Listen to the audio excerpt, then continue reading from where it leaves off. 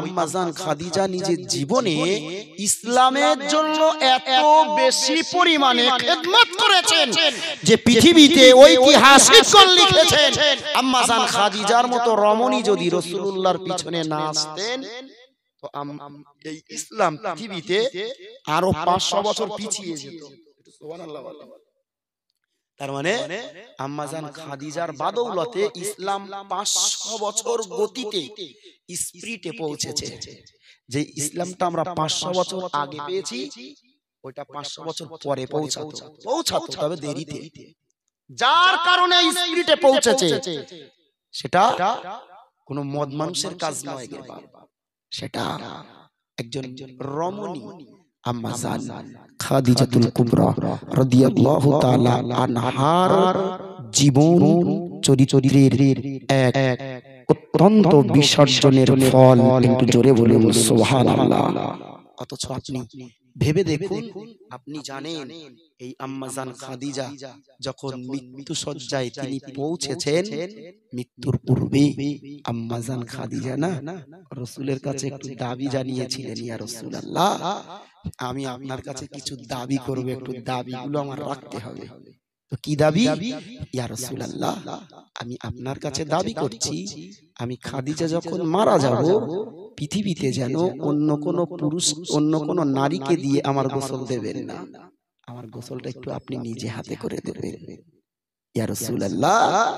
আর দ্বিতীয় দাবি হলো আপনি আমার জন্য কোন প্রকার দামি কাফন ক্রয় করবেন না, আপনি খাদিজা আমার কাফনটা বানানোর জন্য আপনার গায়ের পিরাহান মুবারক না হলে আপনার মাথার উপরে শোভা পাওয়া পাগড়ি, ওই ছেঁড়া কাপড়ের পাগড়ি দিয়ে আমি খাদিজা আমার কাফন বানিয়ে দেবে।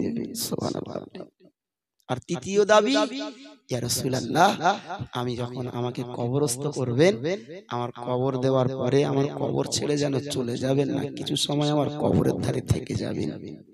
রাসূল সেদিন আম্মা জানকে জিজ্ঞাসা করেছিলেন, খাদিজা কেন তোমার এই দাবির পিছনে মূল কারণটা কি একটু বলবে? ও দিনদারি বান্দা মুসলমান মনে রাখুন, আল্লাহ পাকের নবী বিবি আম্মা জান খাদিজাতুল কুবরা রাদিয়াল্লাহু তাআলা আনহা সেদিন রাসূলুল্লাহর ডিকি বললেন, ইয়া রাসূলুল্লাহ ইয়া হাবিবাল্লাহ হুজুর আমি এই সমস্ত দাবিগুলো করার পিছনে অন্য কোনো কারণ নয়। ইয়া রাসূলুল্লাহ ইয়া হাবিবাল্লাহ হুজুর আপনি মৃত্যু সম্পর্কে সাবিদি বাজান দিতেন। ইয়া রাসূলুল্লাহ আপনি মসজিদে নববীর ভিতরে সাবিদি মাঝে কবর সম্পর্কে সচেতন করতেন। ইয়া রাসূলুল্লাহ আমি খাদিজা ওই মসজিদে নববীর মিম্বরের আড়াল থেকে আমি খাদিজা আমার ঘর থেকে আমি আপনার কথাগুলো শুনতাম। ইয়া রাসূলুল্লাহ ইয়া হাবিবাল্লাহ হুজুর আপনি কবরের আযাব সম্পর্কে বলতে গিয়ে সাবিদি গুরি বলতেন, ও আমার সাবিরা মনে রাখো আমি রাসূলুল্লাহ বলি কবরে যখন মুর্দাদি গুরি নিয়ে যাওয়া হয়, ওই মুর্দাদি গুরি যখন কবরের দিকে নিয়ে যাওয়া হয়, ওই মুর্দা যদি বদকার হয়ে থাকে, মুর্দা যদি গুনাহগার হয়ে থাকে, আল্লাহ পাকের নবী আমার বললেন না না ওই সময়তে ওই বদকার ওই গুনাহগার ওই মাইয়িত চিৎকার দিতে লাগে, এত বেশি চিৎকার দিতে লাগে আল্লাহ পাকের নবী আমার বললেন ওই মুর্দা চিৎকার দিতে লাগে আর বলতে লাগে, ও আল্লাহ পাকের বান্দারা না না না তোমরা আমার অভিশাপের দিকে ঠেলে দিও না, তোমরা আমার কবরের দিকে নিয়ে যেও না, ওই কবরের দিকে আমার নিয়ে যেও না, ওদিকে নিয়ে গেলে আমার প্রতি বড় জুলুম হবে, আমার প্রতি বড় অত্যাচার হবে। ও দুনিয়াওয়ালা মুসলমান মনে রাখো আল্লাহ পাকের নবী আমায় বললেন ওই মুর্দাটা এত বেশি চিৎকার দিতে লাগে, ওই মুর্দা এত বেশি চিল্লাতে লাগে, আল্লাহ পাকের নবী আমায় বললেন ওই চিল্লানোটা পৃথিবীর জমিনেতে কেবলমাত্র মানব আর জিন ছাড়া সমস্ত প্রাণীগুলো শুনতে পায়।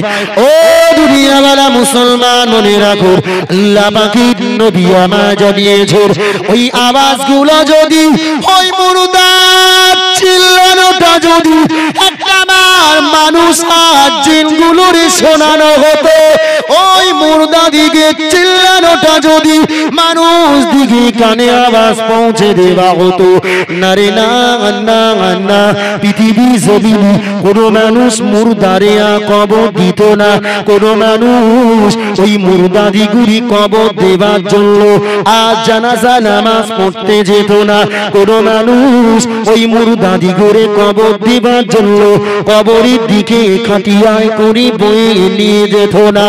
ও দুনিয়াওয়ালা মুসলমান মনে রাখো, আল্লাহ পাকের নবী আমার, আল্লাহ পাকের নবী বিবি আম্মা জান খাদিজাতুল কুবরা রাদিয়াল্লাহু তাআলা আনহা বললেন, ইয়া রাসূলুল্লাহ ইয়া হাবিবাল্লাহ হুজুর, আপনি মসজিদে নববীর মিম্বারেতে আপনার সাবিদি করে ওই কবর সম্পর্কে বলতে বলতে বলেছেন ওই কবর হলো সংকীর্ণময় ঘর। ইয়া রাসূলুল্লাহ ইয়া হাবিবাল্লাহ হুজুর, আপনি আপনার সাহাবীদিকে মাঝে বলেছেন ওই কবরে মাটি একদিকে মাটি আর একদিকে মাটি একে একে আস্তে আস্তে সংকীর্ণ হয়ে যায়। ইয়া রাসূলুল্লাহ, আমি খাদিজা ওই মসজিদে নববীর ভিতরে আমি আপনার জবান থেকে শুনেছি যে কবরে জগতের ওই মানুষটার পাঁজরের হাড় একদিকে পাঁজর আর একদিকে পাঁজরের ভিতরে ঢুকে গিয়ে ওর পাঁজরের হাড় গুলো মুড়ি মুরগির মতো চূর্ণ বিচূর্ণ হয়ে যায়। ইয়া রাসূলুল্লাহ, আমি খাদিজা আর ওই মসজিদে নববীর মিম্বার থেকে শুনেছি ওই কবর জগতে যে মানুষটারে রেখে দেওয়া হয় ওই মুর্দা দিকে কবরেতে মহান আল্লাহ বিষাক্ত বিষাক্ত সাপগুলো দেয়। ইয়া রাসূলুল্লাহ, আপনি মসজিদে নববীর ভিতরে আপনি সাহাবীদের মাঝে বললেন ওই সাপগুলো কবর জগতে ওই মুর্দাটারে দংশন করতে। ইয়া রাসূলুল্লাহ, যে সাপের বিষ এত তীক্ষ্ণ হবে আপনি আপনার সাহাবীদের মাঝে বলেছেন যে ওই সাপের বিষ যদি পৃথিবী কোনো প্রান্তরে ফেলে দেওয়া হয়, পৃথিবী জমিনে যত তৃণলতা রয়েছে, পৃথিবী জমিনেতে যত বৃক্ষরাজি রয়েছে, সমস্ত তৃণলতা আর বৃক্ষরাজি গুলো ঝলসে নষ্ট হয়ে যাবে। ইয়া রাসূলুল্লাহ, আমি খাদিজা বড় ভয় করি, আমি জাহিলিয়াতে যুগে মনে কল্যাণ করে ফেলেছি। ইয়া রাসূলুল্লাহ ইয়া হাবিবাল্লাহ হুজুর, আমি যখন ইসলাম গ্রহণ করিনি তখন তো আমি বড় অন্যায় করে ফেলেছি। ইয়া রাসূলুল্লাহ, তাই তো আমি খাদিজা আপনার দরবারে এই দাবিটুকু জানিয়েছি। প্রথম নাম্বার দাবি পিছনে কারণ হলো এটা, ইয়া রাসূলুল্লাহ ইয়া হাবিবাল্লাহ হুজুর, আমি যদি ইন্তেকাল করে যাই আমার গায়েতে যদি আপনার পবিত্র হাতে ছোঁয়াটুকু থাকে, ইয়া রাসূলুল্লাহ, মহান আল্লাহ যার জন্য আসমান বানিয়েছে, মহান আল্লাহ যার জন্য জমিন বানিয়েছে, মহান আল্লাহ পাক রব্বুল আলামিন যার জন্য জান্নাত জাহান্নাম বানিয়েছে, মহান আল্লাহ যার জন্য আজ সমস্ত মখলুকাত গুলোর তৈরি করলেন, ইয়া রাসূলুল্লাহ ইয়া হাবিবাল্লাহ হুজুর আপনার সেই বরকতি হাতে ছোঁয়া যদি আমি খাদিজা আমার শেষ বেলাতে আমার বদনের উপরই লেগে থাকে আপনার বরকতি হাতে ছোঁয়া যদি আমি খাদিজা আমার গায়ের উপরই লেগে থাকে ইয়া রাসূলুল্লাহ ইয়া হাবিবাল্লাহ হুজুর আপনার এই বরকতি হাতে ছোঁয়া বদৌলতে আল্লাহ হয়তো আমার কবরের আযাবটারে মাফ করে দেবে। এই জন্য আমি দাবি করেছি আপনার ওই বরকতি হাত যদি আমার গায়ে লেগে থাকে, শেষ বেলাতে যদি আপনার ছোঁয়াটা আমার দেহে স্পর্শিত হয়ে থাকে, আপনার ওই ছোঁয়ার বদৌলতে আল্লাহ হয়তোবা আমার এই দেহে ওই সাপের ছোবল আর লাগবে না, হয়তোবা আমার এই আপনার এই দেহের আপনার হাতের পবিত্র ছোঁয়ার ওসিলা করে আল্লাহ আমাকে ওই কবরের ভিতরে ওই মাটি সংকীর্ণ হওয়া থেকে আল্লাহ রুখে দেবেন। একটু সুবহানাল্লাহ বলেন। ভাই আম্মা জান খাদিজার এই কবরে আযাব হবে বলে আপনাদের ধারণা আছে? হ্যাঁ, হওয়াটা স্বাভাবিক না, কারণ রাসূল না আম্মা জান কেউ জান্নাতের সার্টিফিকেট পৃথিবীতে দিয়েছেন। একটু সুবহানাল্লাহ বলেন, আর একটু জোর করে বলেন জি। অথচ সেই আম্মা জান খাদিজা তিনি মৃত্যু সম্পর্কে কতটা সজাগ। আমি যদি কবরে যাই, আমার গায়ে ওই সাপ, ওই বিছু, ওই পোকা যদি কামড়ায়, ইয়া রাসূলুল্লাহ, তাই আপনার বরকতি হাতের ছোঁয়া আমার গায়ে থাকলে আমি খাদিজা আমার বিশ্বাস আপনার এই ছোঁয়ার বদৌলতে আল্লাহ আমাকে ওই সাপ, বিচ্ছু, ওই সমস্ত বিষধর পোকার কামড় থেকে আল্লাহ আমার হেফাজত করবেন। সুবহানাল্লাহ বলেন। অগদিনদারি বান্দা মুসলমান মনে রাখো, আম্মা জান খাদিজাতুল কুবরা রাদিয়াল্লাহু তাআলা আনহা দ্বিতীয় নম্বরে বললেন, ইয়া রাসূলুল্লাহ ইয়া হাবিবাল্লাহ হুজুর, যদিও আমি ধনী খাদিজা তার থেকেও যদি নিষ্কৃতি না পেয়ে যায়, ইয়া রাসূলুল্লাহ আমি খাদিজা আমার মনের ভিতরে বিশ্বাস হলো, আমার মনের ভিতরে বিশ্বাস হলো যে আপনার দেহের উপরে যে কাপড়খানা লেগে রয়েছে, ইয়া রাসূলুল্লাহ ইয়া হাবিবাল্লাহ হুজুর, বিশেষ করে আপনার মাথার উপরে যে পৃথিবী জমিনে যে কাপড়খানা নিজের জীবনটারে ধন্য করতে ফেলেছে, যে কাপড়টা আপনার মাথার উপরেতে আশোভা পেয়ে গেছে, ইয়া রাসূলুল্লাহ ইয়া হাবিবাল্লাহ হুজুর, আপনার মাথার উপরে রুই পাগড়ি দিয়ে যদি আমি খাদিজা আমার কাফনটারে বানাতে পারি, ইয়া রাসূলুল্লাহ ইয়া হাবিবাল্লাহ হুজুর, আমি যদি আপনার মাথার উপরেতে ওই কাপড়খানা দিয়ে আমি আমার জীবনের শেষ পোশাকটারে বানাতে পারি, ইয়া রাসূলুল্লাহ আমি খাদিজা বড় আশাবাদী, যে কাপড় রাসূলুল্লাহ মাথার উপরে জায়গা পেল, যে নবীর মাথা মর্যাদা মহান আল্লাহ পাক রব্বুল আলামিন জান্নাতে চাইতে বেশি করে দিয়েছেন, যে মহান আল্লাহ পাকের নবীর মাথা মর্যাদাটা মহান আল্লাহ পাক রব্বুল আলামিন পৃথিবী জমিনেতে সব চাইতে বেশি বাড়িয়ে দিয়েছেন, আর সেই মাথার উপরে যে কাপড়খানা জায়গা বানিয়ে নিয়েছে, ইয়া রাসূলুল্লাহ ইয়া হাবিবাল্লাহ হুজুর, আমি খাদিজা যদি সেই কাপড়টারে আমার জীবনের শেষ কাপড় বানাতে পারি, আমি খাদিজা মনের ভিতরে বড় আশাবাদী, ওই কবরের ভিতরে যে আযাব গুলোরে মহান আল্লাহ দিয়ে থাকি, আমার আল্লাহ আপনার ওই আপনার ওই বরকতি কাপড়ের বদৌলতে আমার আল্লাহ আমার কবরের আযাব গুলোরে মাফ করে দেবে। একটু জোরে বলেন সুবহানাল্লাহ।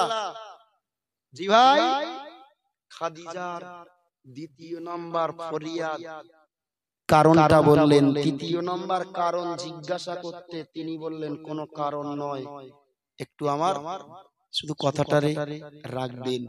আম্মাজান খাদিজা বেশ কিছুটা দিন পরই ইন্তেকালও করলেন। আম্মাজান খাদিজার শর্ত অনুপাতে রাসূল নিজে হাতে করে আম্মাজান খাদিজারে গোসল দিয়েছিলেন। একটু সুবহানাল্লাহ বলেন। তাহলে কি আপনার বাড়ির গিন্নিটা মরলেও আপনি কি গোসল টোসল দেবেন নাকি? আপনার বাড়ির গিন্নি মরলে গোসল দেবেন? খবরদার না, আপনার জন্য দেওয়া হারাম। স্ত্রী মারা গেলে স্বামী স্ত্রীর জানা গোসল দিতে পারবে না। স্ত্রী মারা গেলে স্বামী স্ত্রীকে গোসল দিতে পারবে না। তবে উল্টোটা মনে রাখুন, যদি স্বামী মারা যায়, স্ত্রী যদি বলে আমি আমার স্বামীরই গোসল দেবো, দিতে পারবে। জি, আমি সেদিকে বিস্তারিত ব্যাখ্যা করব না, ছোট্ট ভাষাতে বলছি। ওটা নবীর জন্য জায়েজ ছিল, আপনার জন্য নয়। তখন ইসলাম অবতীর্ণ হচ্ছে, ইসলামের বিধান নামছে। প্রাথমিক ইসলামে জায়েজ থাকলেও পরবর্তীতে এটি জায়েজ নয়। জি ভাই, আমার বক্তব্য সেদিকে নয়। রাসূল নিজে হাতে আম্মাজানের গোসলটা দিলেন। রাসূল মাথার কাফনটারে পাগড়িটারে খুলে আম্মাজানের কাফন বানিয়ে দিলেন। আম্মাজানের কাফনস্থ করা হয়ে গেল। আম্মাজানকে কবর দেওয়ার জন্য জান্নাতুল বাকি, জান্নাতুল মুআল্লার দিকে আম্মাজানকে নিয়ে যাওয়া হলো। জানাজা নামাজ কমপ্লিট, আম্মাজানকে কবরস্থ করা হলো। আম্মাজানকে কবরস্থ করে সাহাবীরা সবাই চলে আসছেন। রাসূল আমার আম্মাজানের কবরের ধারেতে দাঁড়িয়ে। অগদিনদারি বান্দা মুসলমান মনে রাখো, আল্লাহ পাকের নবী সাহাবীরা বর্ণনা দিয়ে বলেছেন, আমরা রাসূলুল্লাহ দিকে লক্ষ্য করে দেখতে পেলাম আল্লাহ পাকের নবী আমার আম্মাজানি কবরের ধারেতে দাঁড়িয়ে রয়েছে। অথচ আম্মাজানি ওই রাসূলুল্লাহ থেকে, আমরা রাসূলুল্লাহ থেকে শুনেছি, মুর্দারি যখন কবর দেওয়া হয়ে যাবে, মুর্দাদিকে কবর চটজলদি ছেড়ে দিতে ওই নবী আমাদেরকে আদেশ জারি করেছেন। অথচ আজ আল্লাহ পাকের নবী তিনি আম্মাজানি কবরের ধারেতে দাঁড়িয়ে রয়েছে। ও দুনিয়াওয়ালা মুসলমান মনে রাখো, আল্লাহ পাকের নবী সাহাবীরা বললেন, আমরা রাসূলুল্লাহ দিকে তাকিয়ে দেখলাম না না, রাসূলুল্লাহ আমার আম্মাজানি কবরের উপর থেকে যেন আস্তে আস্তে করে নবী আমার মাটি গুলারি সরাতে শুরু করলেন। আমরা রাসূলুল্লাহ দিকে তাকিয়ে দেখলাম আম্মাজানি কবরের উপর থেকে নবী আমার আজলা কিটি কিটি কিটি কিটি মাটি গুলোরি দূরে সরিয়ে দিচ্ছে। আমরা রাসূলুল্লাহ দিকে তাকাই আর মনে মনে মনে মনে ভাবি, পরস্পরের ভিতরে আলোচনা করতে লাগি। আল্লাহ নবী দিন দুনিয়া বাদশাহ জনাবে মুহাম্মদুর রাসূলুল্লাহ সাল্লাল্লাহু আলাইহি ওয়াসাল্লাম নবী আমার তো জানিয়ে দিয়েছে, মুর্দা দিকে যখন কবর দেওয়া হয়ে যাবে, ওই কবর তোমরা যেন আর খনন করবে না, ওই কবরটারে আর তোমরা খুঁড়বে না। অথচ আল্লাহ পাকের নবী আজ আম্মাজানি কবরটারে কেন খনন করে? ও দুনিয়াওয়ালা মুসলমান মনে রাখো, আল্লাহ পাকের নবী সাহাবীরা বললেন, আমরা রাসূলুল্লাহ দিকে তাকিয়ে দেখতে পেলাম আল্লাহ পাকের নবী আমার, আল্লাহ পাকের হাবিব আমার নবী আমার এবারে কবরের উপরে তিনি শুয়ে বললেন। ও দুনিয়াওয়ালা মুসলমান মনে রাখো, আল্লাহ পাকের নবী সাহাবীরা বললেন, কোন মানুষ যদি মারা যায়, কোন মানুষ যদি মারা যায়, তার যত আপনজন হোক না কেন, যতই প্রিয়জন হোক না কেন, নবী আমার জানিয়ে দিয়েছে ওই মানুষটার জন্য কেঁদে তোমরা মাটিতে গড়াগড়ি খাবে না রে, খাবে না। অথচ আমরা আল্লাহ পাকের নবীর দিকে তাকিয়ে দেখলাম আল্লাহ পাকের নবী আমার আম্মাজানি কবরের উপরেতে ধুলার উপরেতে গড়াগড়ি খায়। নবী আমার আম্মাজানি কবরে একদিকে পা বাঁধিয়ে আর একদিকে নিজে হাতখানা বাঁধিয়ে আল্লাহ পাকের নবী আমার ওই কবরের মাটির উপরেতে নবী যেন গড়াগড়ি খায়। আল্লাহ নবী সাহাবীরা আল্লাহ নবী সাহাবীরা বললেন আমরা রাসূলুল্লাহর আবার কিছু সময় পরে দেখতে পেলাম ওই নবী আমার আল্লাহ পাকের শাহিদের বাড়িতে যেন হাত দুটো তুললেন আর আল্লাহ পাকের শাহিদের বাড়ি হাত দুটো তুলে যেন নবী আমার কি রোনাজারি করে করে আম্মা জানের কবরটারে ছেড়ে দিয়ে নবী এবার আমাদের মাঝে এসে হাজির হয়ে গেল। আল্লাহ পাকের নবী যখন আমাদের মাঝে হাজির হয়ে গেল আমরা আল্লাহ পাকের নবীর একটা বারের জন্য ডাক দিয়ে বললাম ইয়া রাসূলুল্লাহ ইয়া হাবিবাল্লাহ হুজুর বেয়াদবি ক্ষমা করবেন ইয়া রাসূলুল্লাহ আমরা কি আপনার কাছে একটি কথা জিজ্ঞাসা করতে পারি? আল্লাহ পাকের নবী আমার বললেন জি তোমরা কি কথা আমার কাছে জিজ্ঞাসা করতে চাও বলো। আল্লাহ নবী সাহাবীরা সেদিন নবীর ডেকে ডেকে ডেকে ডেকে বললেন ইয়া রাসূলুল্লাহ ইয়া হাবিবাল্লাহ হুজুর আপনি আমাদেরকে কবর দিয়ে কবরটাকে চটজলদি ছেড়ে দিতে বলেছেন অথচ আপনি আম্মা জানি কবর দিয়ে আম্মা জানি কবরের ধারে কেন দাঁড়িয়েছিলেন? ইয়া রাসূলুল্লাহ ইয়া হাবিবাল্লাহ হুজুর আপনি তো আমাদের মাঝে বলেছেন কোন মানুষের যখন কবর দেওয়া হয়ে যাবে ওই মানুষের কবর যেন আর খনন না করা হয়। ইয়া রাসূলুল্লাহ ইয়া হাবিবাল্লাহ হুজুর আপনি একটা বারের জন্য বলুন না আপনি কেন আম্মা জানের কবরের মাটিগুলোরে খনন করলেন? ইয়া রাসূলুল্লাহ ইয়া হাবিবাল্লাহ হুজুর এর পিছনের কারণগুলো কি একটা বার আপনি কি আমাদের মাঝে বলবেন? এর পিছনে কারণ কি ইয়া রাসূলুল্লাহ আপনি একটা বার বলুন। আল্লাহ পাকের নবী আমার সাহাবীদের করে ডাক দিয়ে বললেন ও আমার সাহাবীরা মনে রাখো আমি নবী মুহাম্মদ রাসূলুল্লাহ বলি তোমাদের আম্মা জানের ঠিকানি পূবে আমার কাছে তিনটি শর্ত রেখেছিলেন তিনটি দাবি আমার কাছে রেখেছিলেন তোমাদের আম্মা জানের দাবিগুলোরে পূর্ণ করার জন্য আমরা প্রথম নাম্বার দাবিটারি পূরণ করার জন্য আমি রাসূলুল্লাহ নিজে হাতে তোমাদের আম্মা জানি গোসলটারে দিয়েছি। দ্বিতীয় নাম্বার দাবিটারে পূর্ণ করার জন্য আমি রাসূলুল্লাহ আমার মাথা পাগড়ি খানা খুলে দিই তোমাদের আম্মা জানির কাফন খানা বানিয়ে দিয়েছি। ও সাহাবীরা আমি রাসূলুল্লাহ তোমাদের আম্মা জানের তৃতীয় নাম্বার শর্তটারে আদায় করার জন্য আমি তোমাদের আম্মা জানি কবরের ধারেতে দাঁড়িয়ে রইলাম। আমি রাসূলুল্লাহ তোমাদের আম্মা জানের কবরের ধারে দাঁড়িয়ে হঠাৎ করে আমি রাসূলুল্লাহ দেখতে পেলাম তোমাদের আম্মা জানি কবরের মাটিগুলো আস্তে আস্তে আস্তে আস্তে সংকীর্ণ হয়ে আছে।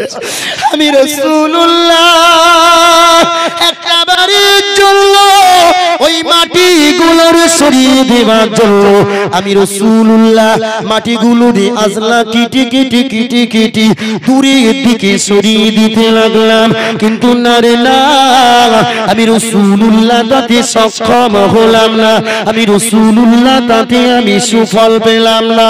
তাই আমি রাসূলুল্লাহ চট জলদি কবরের উপরেতে আমি রাসূলুল্লাহ শুয়ে পড়ে কবরের একদিকে পা বাঁধি আর একদিকে হাত দিই আমি তোমাদের মাঝারে কবরের ওই মাটি সংকীর্ণ হওয়া থেকে রুখে দিতে লাগলাম।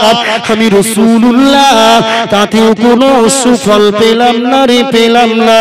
ও আমার সাহাবীরা আমি রাসূলুল্লাহ তখনই চট জলদি আল্লাহ শাহিদার বারে হাত দুটো তুলে আল্লাহ সাগিদার বাড়িতে রোনাজারি করতে করতে আরজ করতে করতে বলতে লাগলাম, ওগো রব্বুল আলামিন,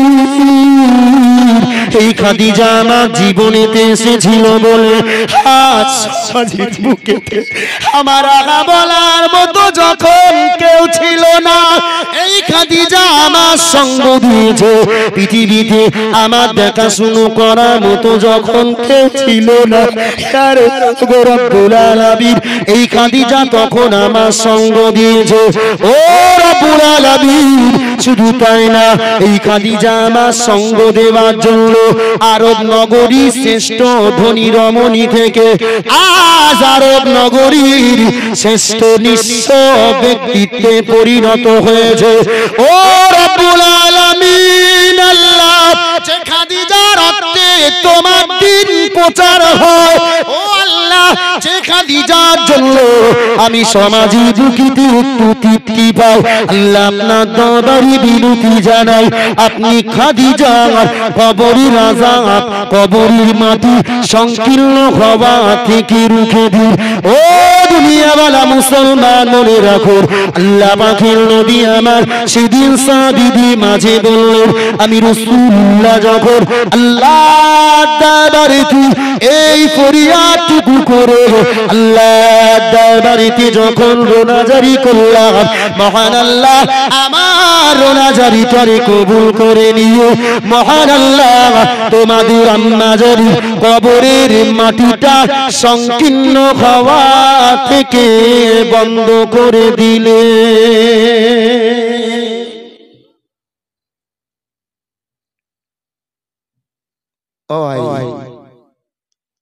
এই যদি আম্মাজান খাদিজার জীবনের ইতিহাস হয়, তাহলে আমাদের মতো হারামখোরগুলো, আমাদের মতো মিথ্যাবাদীগুলো, আমাদের মতো প্রতারকগুলো, আমাদের মতো চিটিংবাজগুলো, আমাদের মতো নারীখোরগুলো, আমাদের মতো এই সমাজের গুনাহগারগুলো যখন কবরে যাবে, কবরের অবস্থা কি হবে?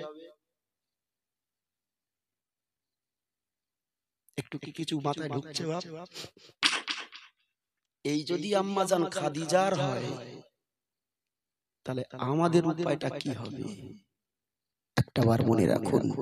জি ভাই, আমি আর লম্বা করব না। আমার পরবর্তী বক্তা তিনি এসে দাঁড়িয়ে আছেন, অনেকক্ষণ আমি দেখছি রাস্তাতে। জি, আমারই অত্যন্ত প্রিয় বন্ধুবর যে ভাই জুনাইদ সাহেব, তিনি এসেছেন, আসবেন। ভাই, আমি শেষ বেলাতে আপনাদের চেতনাটাকে একটু শক্ত করার জন্য আমি যে কথাটা বলতে চাইছি, এই মৃত্যু সম্পর্কে সজাগ হন। যে বাচ্চাদেরকে উপলক্ষ করে আপনি এই জলসা দিচ্ছেন, ও বাচ্চাদের জলসা দিলে কোনো উপকার ওদের প্রয়োজন নেই, বরং ওরাই একটা একটা মুজাহিদ।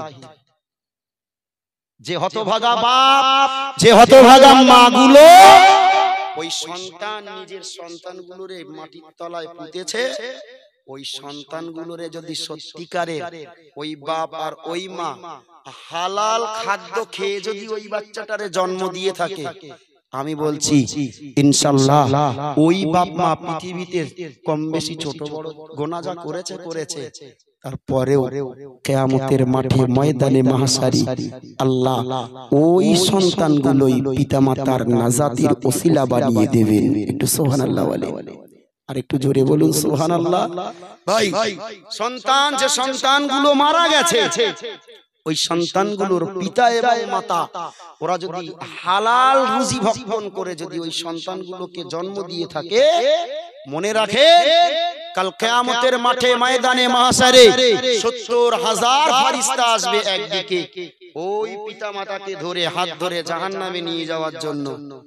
আর হঠাৎ করে ওরা জাহান্নামের ফেরেশতারা টানতে টানতে নিয়ে যাবে, তো ফেরেশতারা হঠাৎ করে টান লাগবে, তো ওরা টানতে টানতে ফেরেশতার সংখ্যা বাড়াতে বাড়াতে ৭০,০০০ ফেরেশতা সে টানবে, তারপরেও ওই মানুষগুলোরে আর জাহান্নামে নিয়ে যেতে পারবে না।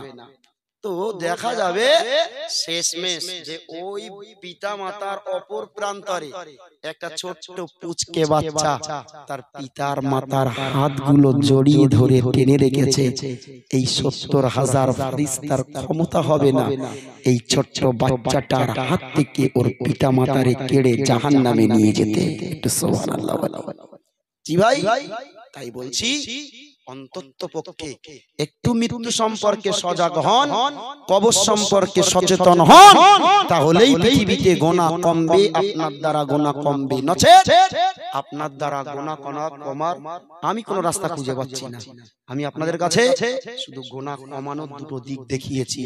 একটা দিক বলেছি, আপনি যে লেভেলে তার চাইতে ঊর্ধ্ব লেভেলের মানুষকে আপনি দেখেন না, ফলো করেন না, আপনি আপনার চাইতে নিম্ন বর্ণের ব্যক্তিত্বকে ফলো করুন।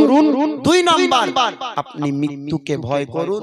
3 নাম্বার, কবর সম্পর্কে সজাগ হন। এই 3টে জিনিস আপনি যদি আপনার জীবনে বাস্তবায়ন করতে পারেন, ইনশাআল্লাহ আল্লাহ আমাদের জিন্দেগিতে গুনাহ কমাবে, এটা আমি পূর্ণ বিশ্বাসী। আল্লাহ আমাদেরকে বলার চাইতে শোনার চাইতে বেশি পরিমাণে আমলে বাস্তবায়ন করার তৌফিক দান করেন। বলুন আমিন।